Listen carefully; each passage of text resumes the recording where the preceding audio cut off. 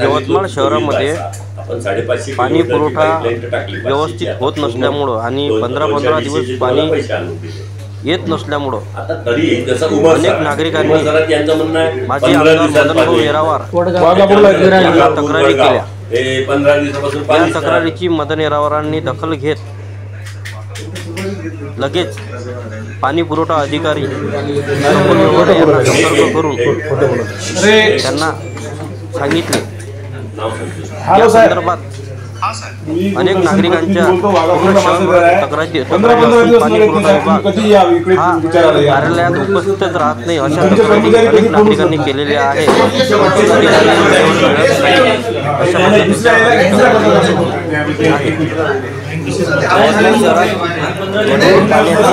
वसुली करण्याकरता पाणी पुरवठा विभागाची मोहीम निघाली होती।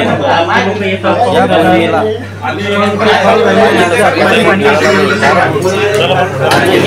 गढूळ पाण्याची पुरवठा केला जातो।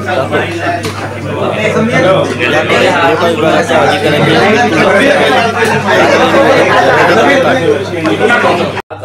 आपण सांगितलं 24/7 आपण 550 किलोमीटरची पाईपलाईन टाकली 500ची। आता पूर्ण 200-250चे तुम्हाला पैसे आणून दिले।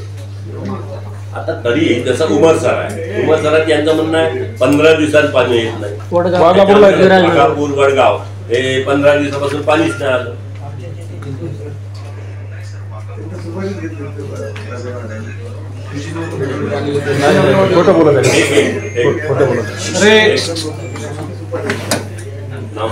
हॅलो साहेब, मी दूरदर्शन प्रतिनिधी बोलतो। वाघापूरला माझं घर आहे। 15-15 दिवस न येत नाही साहेब। तुम्ही कधी या इकडे विचारायला या।